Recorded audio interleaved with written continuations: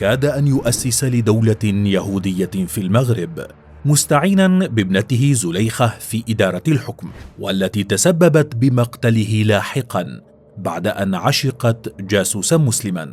كان ابن مشعل فاحش الثراء دنيء النفس، إقطاعي ظالم ويهودي كرهه اليهود قبل المسلمين. تبرأ منه ومن سيرته مؤرخ اليهود دانييل شروتر، فقد كان في الليل سكيرا عربيدا يسهر مع الماجنات، ثم يتحول في الصباح إلى إقطاعي ظالم. فما هي الظروف التي ساعدته على تأسيس دولته اليهودية المستقلة؟ وهل كنا سنشهد إسرائيل في المغرب بدلا من فلسطين؟ عرف المغرب الأقصى على عهد السعديين أحداثا سياسية بارزة، من بينها قضية العرائش سنة 1610، وهي واحدة من النوازل السياسية الكبرى في المغرب، ومن نتائجها تدهور الاقتصاد المغربي بفعل تضرر صناعة السكر وانخفاض مداخيل التجارة الصحراوية. كما عانى المغرب من تعاقب فترات الجفاف وانتشار المجاعات والأوبئة.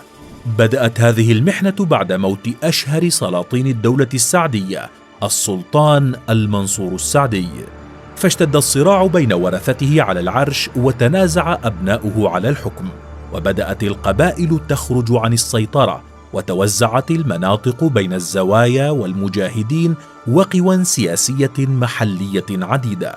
وكان من هذه القوى هارون بن مشعل، المولود في مدينة وجدة وسط عائلة يهودية لها خبرة كبيرة في التجارة، ورث عن عائلته الثروة والمجد، وعاش في قلعته الحصينة ومن حوله الحراس والمؤن الكبيرة التي سلبها من السكان اليهود والمسلمين بعد أن أجبرهم على دفع ضرائب باهظة. استبد ابن مشعل بالناس جميعا ولم يفرق بين كبير أو صغير، ومن أحد أغرب طقوسه أنه كان يجبر القبائل على إهدائه فتاة عذراء مسلمة كل عيد حصاد يهودي. استغل ابن مشعل فرصة اختلال الأمور في أواخر الدولة السعدية، ونصب نفسه حاكما على منطقة تازة، يأمر فيطاع ويفعل ما يشاء. إسرائيل في المغرب. بدأت تزيد ثروة هارون يوما بعد يوم، ما مكنه من شراء العتاد والأسلحة والمقاتلين. كانت ابنته زليخة تساعده في توطيد حكمه، فقد كانت تعمل كمترجمة للوفود الأوروبية التي كانت تأتي. يقول المؤرخ عبد الهادي التازي إن دولة إسرائيل كانت بالفعل على وشك أن تقتحم تازة ثم تعم فاسا لتنسب منها إلى البلاد الأخرى، فقد كانت كل الأحداث تجري بما يتماشى مع طموح هارون بن مشعل، فالبلاد في حالة فوضى وهو يملك الأرض والمال والثروة. وبالرغم من أنه كان حاكما ظالما، إلا أنه عمل على نشر دعاية إيجابية عن الإصلاحات التي سيعمل على تحقيقها. وفي أحد الأيام كان ابن مشعل مارا بأحد شوارع المدينة، فرأى امرأة تحمل جرة ماء، فطلب منها أن تسقيه، وهو بذلك يختبر مدى حبها له.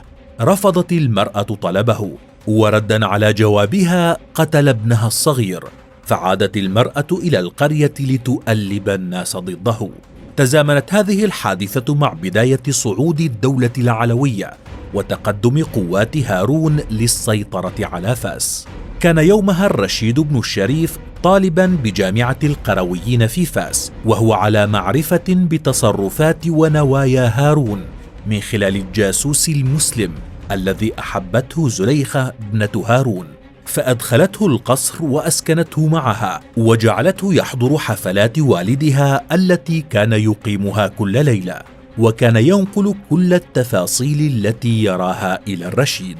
وفي إحدى السهرات الماجنة التي كان يقيمها هارون، تنكر الرشيد بزي فتاة مهداة إليه، بينما اختبأ أصدقاؤه الطلاب الذين جمعهم لمساعدته في صناديق، وتمكنوا من اختراق قلعة ابن مشعل المحصنة والقضاء عليه.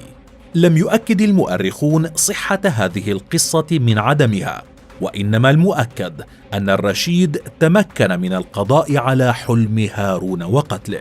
لم تكن نهاية ابن مشعل عام 1663 نهاية لمستبد ظالم فقط، بل شكلت نقطة فاصلة في مسار التاريخ المغربي، حيث استفاد الرشيد من أملاك ابن مشعل لتجهيز جيش قوي سار به نحو فاس، كما تقوى بانضمام القبائل إليه كقبائل أحواز تازة وقبائل الأحلاف، وبذلك أصبح السلطان المولى الرشيد المؤسس الفعلي والحقيقي للدولة العلوية، واستطاع إعادة توحيد المغرب بعد حروب استمرت 7 أعوام، وعرفت البلاد خلال فترة حكمه ازدهارا كبيرا بعد فترة طويلة من الحروب الأهلية.